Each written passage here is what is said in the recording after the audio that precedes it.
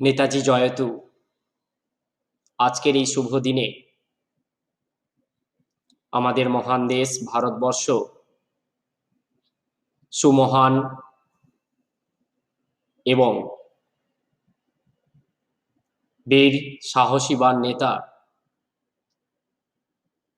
আজকেরই এমনই দিনে নেতাজি সুভাষচন্দ্র বসুকে আমরা পেয়েছিলাম এবং যিনি তার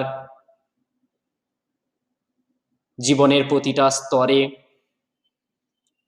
প্রতিটা ধাপে তিনি ভারতবর্ষে জন্য বা ভারত মাতার জন্য তিনি তার জীবনকে উৎসর্গ করে গেছেন।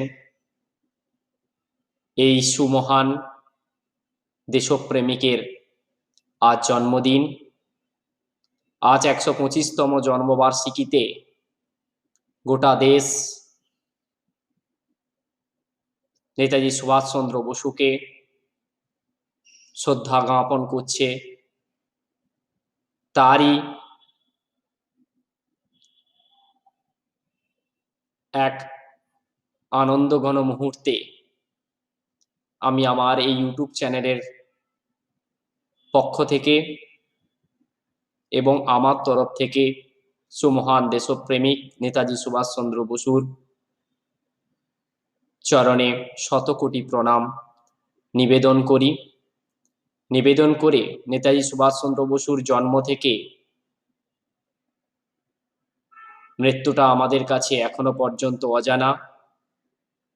তাই তার জীবনের প্রতিটা স্তরে প্রতিটা ধাপে কি করে তিনি তার জীবন সংগ্রামের মূল লক্ষ্যে উপনীত হয়েছিলেন, তিনি কিভাবে ভারত মাতাকে ব্রিটিশের বিরুদ্ধে লড়াই করে ভারত মাতার মুক্তির পথ দেখিয়ে দিয়েছিলেন এবং ভারতবাসীর স্বপ্নের স্বাধীনতাকে আনবার পথকে প্রশস্ত করে দিয়েছিলেন, সেই রকমই এক কাহিনীগুলো আমরা আজকের একটু জেনে নেব ধাপে ধাপে। আমরা নেতাজিকে দেবতা হিসাবে গণ্য করতে পারি, কারণ মানুষের জন্ম আছে আর মানুষের মৃত্যু আছে, কিন্তু দেবতার জন্ম আছে কিন্তু দেবতার মৃত্যু নেই। তাই আমরা যেহেতু নেতাজির জন্মটা দেখেছি কিন্তু নেতাজির মৃত্যু সম্পর্কে আমাদের মধ্যে এখনো পর্যন্ত কোনো ধ্যান ধারণা নেই, তাই নেতাজি আমাদের কাছে দেবতা স্বরূপ। নেতাজি সুভাষচন্দ্র বসু তিনি তার দৃঢ় সংকল্পবদ্ধ হয়ে মন মানসিকতাকে এবং ভারতবর্ষের তরুণ সমাজকে কিভাবে আত্মবলিদানে উৎসর্গ করতে হয়, নেতাজি সুভাষচন্দ্র বসু একজন খ্যাতিবান প্রাণপুরুষ বটে। তিনি আমরা দেখেছিলাম দেশবন্ধু চিত্তরঞ্জন দাস যখন বিপ্লবী মন্ত্রে যখন নিজের কাজকর্মকে পরিচালিত করছে, ঠিক তখনই তিনি তার এক নেতাজি সুভাষচন্দ্র বসু দেশবন্ধু চিত্তরঞ্জন দাসকে বলেছিলেন যে আমাকে সেই তার কাজকর্মে যাতে নেয়। কেন তিনি বলেছিলেন যে আমার কাছে কিছু নেই, আমার শুধু এই দেহটা পড়ে আছে আর মনটা পড়ে আছে, আমি এই দুটো জিনিস আপনাকে উপহার দিতে চাই। এইভাবে তার যে এই মহান কথা, এই মহান কথার মধ্য দিয়ে কতটা তিনি দেশের জন্য নিজেকে আত্মনিয়োগ করতে পেরেছিলেন তা আমরা বুঝতে পারি। এছাড়া তিনি সবসময় স্বামীজির ধ্যান ধারণায় তিনি মগ্ন ছিলেন। স্বামীজির বিভিন্ন আদর্শ, স্বামীজির মতাদর্শ তাকে আবেগতাড়িত করে তুলেছিল, তাকে অনেকটা মূল উদ্দেশ্যে পৌঁছে যেতে তাকে সহায়তা করেছিল। ঠিক তেমনি স্বামী বিবেকানন্দ সম্পর্কে নেতাজি সুভাষচন্দ্র বসু এক জায়গায় বলেছিলেন, বিবেকানন্দের কথা বলতে গেলে হারিয়ে ফেলি নিজেকে, সে বুঝবেন তাকে কে বুঝেছে তাকে। অর্থাৎ অর্থাৎ তিনি প্রেমেই ছিল অর্থাৎ সীমাহীন এবং এবং সমালোচনায় অগ্নিবর্ষীয়, এবং তিনি জটিল সুগভীর। তিনি তার মনকে বুঝতে গেলে, স্বামীজির মনকে বুঝতে গেলে, স্বামীজির মতাদর্শকে জানতে গেলে তারই আদর্শে দীক্ষিত হতে হবে, না হলে পরে তার কাছে পৌঁছানো পর সম্ভবপর হয় না। এরকমই নেতাজি সুভাষচন্দ্র বসু তারই কথাগুলোকে বা তারই কথার মধ্য দিয়ে তার চরিত্র সম্পর্কে আমরা জ্ঞান লাভ করতে পারি। সেরকমই দেখেছিলাম নেতাজি সুভাষচন্দ্র বসু 1897 খ্রিস্টাব্দে 23শে জানুয়ারি উড়িষ্যার কটক শহরে জন্মগ্রহণ করেছিলেন। পিতা ছিলেন জানকীনাথ বসু, বাঙালি আইনজীবী ছিলেন বটে, এবং মাতা প্রভাবতী দেবী। এবং আমরা দেখেছিলাম 1902 থেকে 1908 যখন ষষ্ঠ শ্রেণীতে তিনি পড়াশোনা করেন, সেই সময় ব্যাপটিস্ট মিশন পরিচালিত কটকের প্রোটেস্ট্যান্ট ইউরোপিয়ান স্কুলে, বর্তমানে সেই স্কুলটির নাম হচ্ছে স্টিওয়ার্ট স্কুল। তারপরে 1909 থেকে 13 খ্রিস্টাব্দে প্রবেশিকা পরীক্ষা পর্যন্ত কটকের কলেজিয়েট স্কুলে তিনি পড়াশোনা করেছিলেন। 1913 খ্রিস্টাব্দে কলকাতা বিশ্ববিদ্যালয়ে প্রবেশিকা পরীক্ষায় তিনি দ্বিতীয় স্থান লাভ করেছিলেন। এছাড়া 1915 খ্রিস্টাব্দে কলকাতা বিশ্ববিদ্যালয়ে আইএএস পরীক্ষায় আমরা দেখেছিলাম ফার্স্ট ডিভিশনে পাস করেছিলেন। এছাড়া 1916 খ্রিস্টাব্দে দর্শন শাস্ত্রে অনার্স নিয়ে পড়ার জন্য প্রেসিডেন্সি কলেজে ভর্তি হন। পরে তিনি এই স্বাধীনতা আন্দোলনে যোগদান করবার ফলে তিনি বহিষ্কৃত হয়েছিলেন। 1917 খ্রিস্টাব্দে জুলাই মাসে উপাচার্য স্যার আশুতোষের চেষ্টায় ও অধ্যক্ষ আয়ারকুটের সহৃদয়তায় দর্শনে অনার্স নিয়ে পড়ার জন্য স্কটিশ চার্চ কলেজে ভর্তি হন। 1919 খ্রিস্টাব্দে কলকাতা বিশ্ববিদ্যালয়ে বিএ পরীক্ষায় ফিলোজফি অনার্সে প্রথম শ্রেণীতে দ্বিতীয় স্থান লাভ করে। 1919 খ্রিস্টাব্দে 15ই সেপ্টেম্বর আইসিএস পরীক্ষায় বসার জন্য সিটি অফ ক্যালকাটা নামক জাহাজে ইংল্যান্ডে যাত্রা করেন এবং 25শে অক্টোবর লন্ডনে পৌঁছান। 1919 খ্রিস্টাব্দে নভেম্বরে কেমব্রিজ বিশ্ববিদ্যালয়ে ট্রাইফর্স পড়া শুরু করেন এবং 1919 খ্রিস্টাব্দে সেপ্টেম্বরে আইসিএস পরীক্ষার চতুর্থ স্থান লাভ করেন। ইংরেজি কম্পোজিশনে তিনি প্রথম হয়েছিলেন। 1920 কেমব্রিজ বিশ্ববিদ্যালয়ে বিএ ডিগ্রি লাভ করেছিলেন।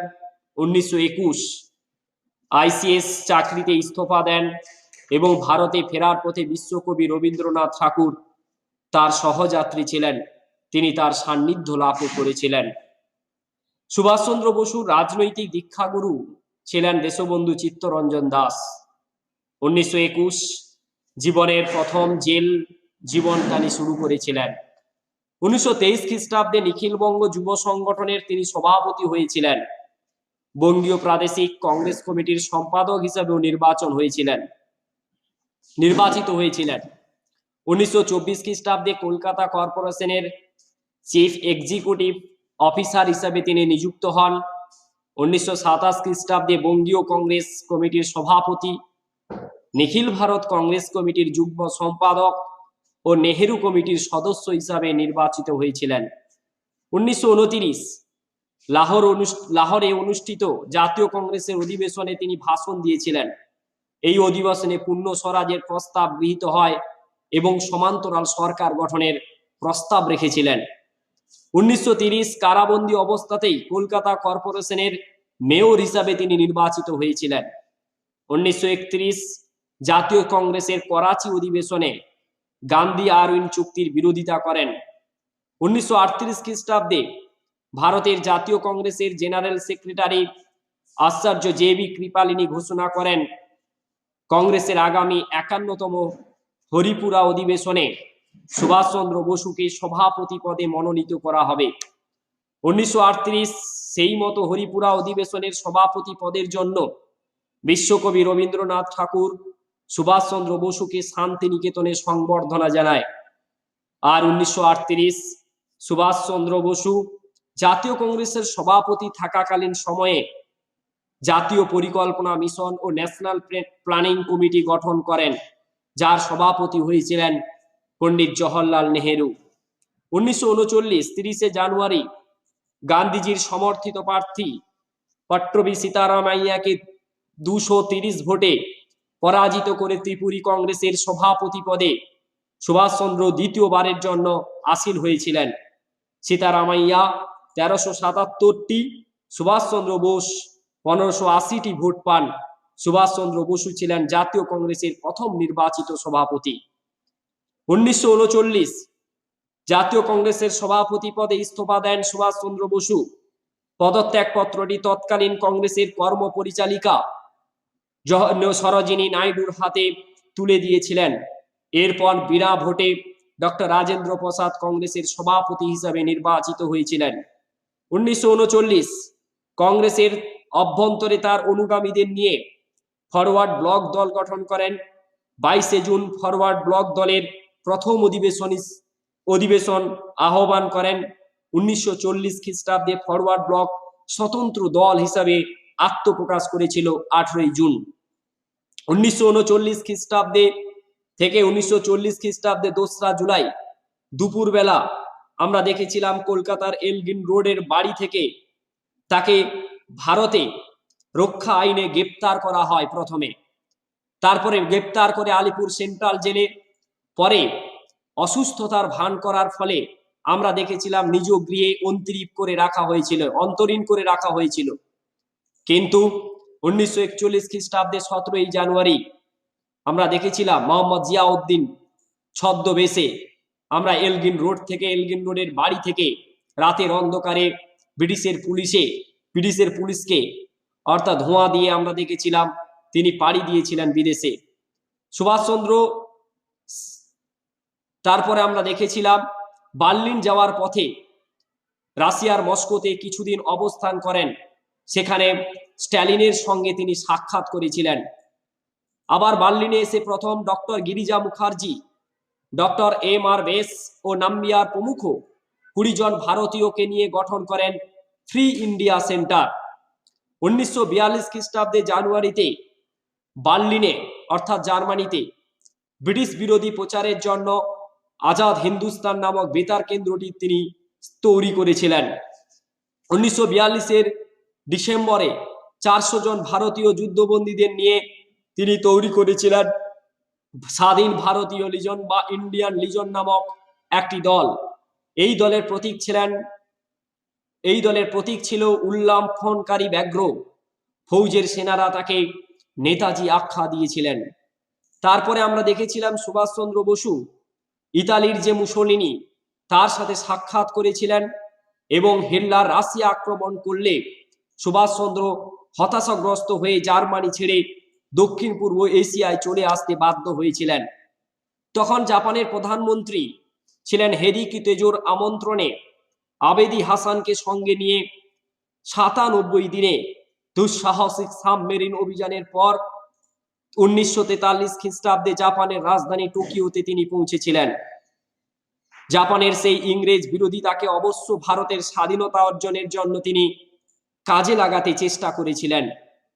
তাই আমরা দেখেছিলাম লাহোর ষড়যন্ত্র মামলায় অভিযুক্ত, যাকে বিপ্লববাদের জনক বলা হয়, সেই আসামি রাসবিহারী বসুকে নেতাজি সুভাষচন্দ্র বসু পূর্ব এশিয়ায় ভারতীয় স্বাধীনতা সংগ্রামের জনক হিসাবে আখ্যা দিয়েছিলেন।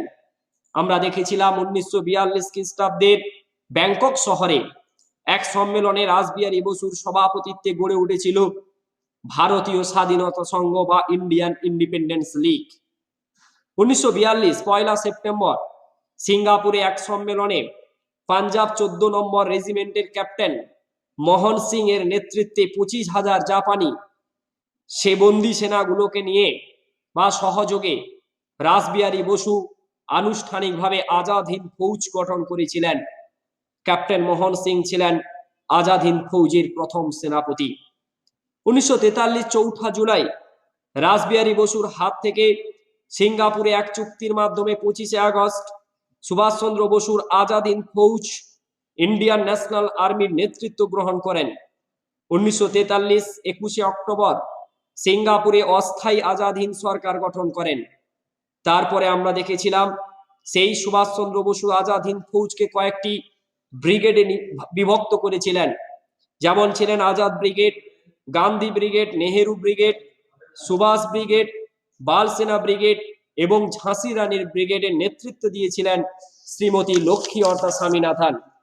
1943 6 নভেম্বর মার্শাল তেজো আন্দামান নিকোবর দ্বীপপুঞ্জ দুটি সুভাষের হাতে তুলে দিয়েছিলেন এবং আমরা দেখেছিলাম সেই 1943 চৌঠা জানুয়ারি বার্মার রাজধানী রেঙ্গুনে সুভাষচন্দ্র বসু আজাদ হিন্দ ফৌজের প্রধান ঘাঁটি হিসেবে গড়ে তুলেছিলেন। এছাড়া আমরা দেখেছিলাম 1944 ইন্ডিয়ান ন্যাশনাল আর্মির সেনারা মণিপুরের যে রাজধানী ইম্ফল হয়ে নাগাল্যান্ডের রাজধানী কোহিমা পর্যন্ত ভারতের ত্রিবর্ণ রঞ্জিত পতাকা উত্তোলন করে স্বাধীনতার আস্বাদন তিনি তারা গ্রহণ করেছিলেন। এছাড়া 1945 15ই আগস্ট জাপান মিত্র বাহিনীর আত্মসমর্পণ করলে আজাদ হিন্দ সেনাদল ও অস্ত্র ত্যাগে বাধ্য হয়েছিলেন।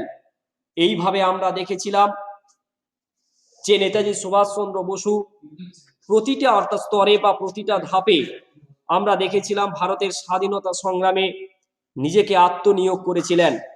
আমরা সেই সময় ভারতের মাটিতে একটা রাজনৈতিক মেরুকরণ লক্ষ্য করতে পেরেছিলাম, যখন অল্প বয়সে জাতীয় কংগ্রেস, যেহেতু অর্থাৎ ছিল জাতীয় কংগ্রেস আমাদের প্রধান দল, সেই জাতীয় কংগ্রেসে আস্তে আস্তে করে নেতাজি সুভাষচন্দ্র বসু বামপন্থা মনোভাবাপন্ন সেই নেতাজি সুভাষচন্দ্র বসু যখন আস্তে আস্তে করে জাতীয় কংগ্রেসের মধ্যে নিজেকে প্রভাব বিস্তার করছে এবং তার আদর্শে যখন তরুণ সদস্যরা যখন উজ্জীবিত, তখন সেই সময় আমরা দেখেছিলাম রাজনৈতিক মেরুকরণ, অর্থাৎ গান্ধীজির নেতৃত্বে একদিকে অর্থাৎ আর একটি গোষ্ঠী, আবার একদিকে সুভাষচন্দ্র বসুর নেতৃত্বে একটি গোষ্ঠী, দুটো গোষ্ঠী যখন সংগঠিত হচ্ছে তখন নেতাজি সুভাষচন্দ্র বসু ভাবতে পেরে উপলব্ধি করতে পেরে তিনি বুঝেছিলেন যে এখানেই থেকে ভারতের স্বাধীনতা অর্জনের মূল রাস্তা হবে না। তাই তিনি ভারতবর্ষ ত্যাগ করে বিদেশের সাহায্য নিয়ে তিনি ভারতবর্ষে ইংরেজদের বিরুদ্ধে তিনি রুখে দাঁড়াতে চেয়েছিলেন এবং তাই তিনি অর্থাৎ ভারতের বাইরে গিয়ে বিভিন্ন বিদেশিদের অর্থাৎ সাহায্য নিয়ে এবং ভারতের সমস্ত অর্থাৎ প্রতিচ্ছবিগুলো বিদেশের মাটিতে তুলে ধরে ইংরেজদের অর্থাৎ কলঙ্কা সার চিত্রকে তুলে ধরে তিনি ব্রিটিশের বিরুদ্ধে এক কূটনৈতিক এক ষড়যন্ত্র তিনি অর্থাৎ গ্রথিত করেছিলেন। আমরা দেখেছিলাম সেই সূত্র মাফিক গোটা বিশ্বের অর্থাৎ বিভিন্ন দেশ এই নেতাজি সুভাষচন্দ্র বসুকে অর্থাৎ সাহায্য করতে এগিয়ে এসেছিলেন, সেই চিত্র আমরাও লক্ষ্য করতে পেরেছিলাম। তাই নেতাজি সুভাষচন্দ্র বসুর ব্যক্তিত্ব বা চরিত্র একটা আমাদের মনে, বিশেষ করে তরুণ সমাজের মনে একটা নতুন অর্থাৎ উজ্জীবিত একটা মনের প্রেরণা সঞ্চার করে। আমরা দেখেছিলাম যে আজাদ হিন্দ অর্থাৎ ফৌজকে অর্থাৎ এই আজাদ হিন্দ ফৌজের শুধু অর্থাৎ জার্মানি নয়, রাশিয়া নয়, Japan, Germany, Thailand, Italy, Croatia, Burma, Kuomintang, চীন, ফিলিপিন্স এবং মাঞ্চুরিয়া প্রত্যেকটা সরকার, প্রত্যেকটা রাষ্ট্র আজাদ হিন্দ এই ফৌজকে বা আজাদ হিন্দ এই সরকারকে স্বীকৃতি জানিয়েছিলেন এবং সাহায্যের জন্য তারা এগিয়ে এসেছিল। আমরা দেখেছিলাম যে আন্দামান নিকোবর দ্বীপপুঞ্জের, যার বর্তমান নাম হচ্ছে শহীদ এবং স্বরাজ দ্বীপ, তিনি আহ্বান করেছিলেন যে সেনাদলের কাছে দিল্লি চলো, আমরা দিল্লি ভারতের যেহেতু রাজধানী, এই দিল্লি দখলের মধ্য দিয়ে আমরা আমাদের স্বাধীনতার অর্থাৎ যে মানে স্বপ্ন, সেই স্বপ্নকে আমরা বাস্তবে প্রতিফলিত করব। এইভাবে অর্থাৎ নেতাজি সুভাষচন্দ্র বসু আমাদের কাছে স্মরণীয় বরণীয় হয়ে আছে। আজও পর্যন্ত আমাদের এই 23শে জানুয়ারি এলে এবং 26শে জানুয়ারি এলে নেতাজি সুভাষচন্দ্র বসুর কথা আমরা মনে প্রাণে অর্থাৎ স্মরণ করি, তাকে শ্রদ্ধা জানাই। এবং সেই সময় আমরা দেখেছিলাম রবীন্দ্রনাথ ঠাকুরও এই নেতাজি সুভাষচন্দ্র বসুর সান্নিধ্যে এসে অর্থাৎ নিজেকে গর্বিত বোধ করেছিলেন। তিনি এক জায়গায় বলেছিলেন যে সুভাষচন্দ্র বাঙালি কবি আমি, হ্যাঁ সুভাষচন্দ্র বাঙালি কবি আমি, বাংলাদেশের হয়ে তোমাকে দেশনায়কের পদে বরণ করে, মানে এইভাবেই তিনি ব্যক্ত করেছিলেন। এবং আমরা গান্ধীজির সাথে নেতাজির সুভাষচন্দ্র বসুর একটা রাজনৈতিক সমীকরণ, আমরা ভিন্ন রাজনৈতিক সমীকরণ লক্ষ্য করা গেলেও সেই মানে গান্ধীজি তিনিও অর্থাৎ অবশেষে আমরা যখন ভারতবর্ষ স্বাধীনতা লাভ করেছিল 1947 সালের, সেই 1947 খ্রিস্টাব্দের 23শে জানুয়ারি সুভাষচন্দ্র বসুকে গান্ধীজি বলেছিলেন যে নেতাজি সুভাষচন্দ্র হচ্ছে প্রথম ভারতীয় আর শেষ ভারতীয়। অর্থাৎ এইভাবেই তিনি নেতাজি সুভাষচন্দ্র বসুর যে কার্যকলাপ, তার যে দেশবরণ্য মনোভাব, তার যে দেশপ্রেমিক মনোভাব, তার যে সাহসবান যে আদর্শ মতাদর্শ, কিভাবে অর্থাৎ ভারতবর্ষে তরুণ সমাজকে উদ্বেলিত করেছিল এবং অর্থাৎ ভারত মাতার মুক্তির জন্য তরুণ সমাজকে সব থেকে এগিয়ে নিয়ে এসেছিলেন তিনি হচ্ছে আমাদের আর কেউ নয়, নেতাজি সুভাষচন্দ্র বসু। তার এই 125তম জন্মবার্ষিকীতে আমরা শ্রদ্ধা জানাই, আমরা আহ্বান করি দেশ যেন সেই নেতাজি সুভাষচন্দ্র বসুর মতাদর্শে, দেশ যেন সেই রবীন্দ্রনাথ ঠাকুরের মতাদর্শে, দেশ যেন সেই স্বামীজির মতাদর্শে অর্থাৎ ধীরে ধীরে আমরা বিশ্বের শ্রেষ্ঠতম আসনে লাভ করতে পারি। আমরা আজকেরই অর্থাৎ আমরা দেখেছিলাম যে নেতাজি সুভাষচন্দ্র বসুর জন্মদিন উপলক্ষে আমাদের ইন্ডিয়া গেটে কেন্দ্র সরকারের তরফ থেকে অর্থাৎ নেতাজির যে গ্রানাইট মূর্তি বসানো হবে, তারই এক পর্যায় শুরু হয়েছে, একটা শুভ অর্থাৎ উন্মোচন আমরা বলতে পারি। এইভাবে আমাদের অর্থাৎ সবার ভারতবাসীর মনে অর্থাৎ হৃদয়ে নেতাজি এরকম গেঁথে থাকুক এবং আস্তে আস্তে করে নেতাজির আদর্শটাকে আমরা পরবর্তী জেনারেশনের মধ্যে ছড়িয়ে দেই। কারণ আমরা যে জেনারেশন অবস্থান করছি বর্তমান ভারতবর্ষে, আমরা কোনো স্বাধীনতা সংগ্রামীকে দেখিনি, আমরা জাস্ট পড়েছি, আমরা বাস্তবে অর্থাৎ কিন্তু দেখিনি। অথচ আমার বাবা বা দাদু দিদারা যারা আছে বা ছিল, তারা কিন্তু অনেক চাক্ষুষ সহযোগে তারা স্বাধীনতা সংগ্রামীর জীবন, তাদের ত্যাগ, তাদের তিতিক্ষা, তাদের মতাদর্শ, তাদের চলন গমন সবকিছু অর্থাৎ পর্যবেক্ষণ করেছিলেন, সেই আদর্শে নিজেদেরকে অর্থাৎ প্রতিষ্ঠিত করেছিল। কিন্তু আমাদের বর্তমানে সেই অভাবটা যাতে অভাবে না থেকে যায়, সেই জন্য আমাদের যারা অর্থাৎ দেশ নায়কের মঞ্চে বসে আছে বা যারা আমরা রাজ্যে নায়কের মঞ্চে বসে আছে, তাদের অর্থাৎ কর্তব্য দায়িত্বের মধ্যে পড়ে যে পরবর্তী প্রজন্মকে কি করে এই সমস্ত মহান দেশপ্রেমিকের আদর্শে তাদের মনকেও অর্থাৎ সেই রকমই আদর্শ প্রেমিক করে তোলা যায়, সেই চেষ্টা করতে হবে।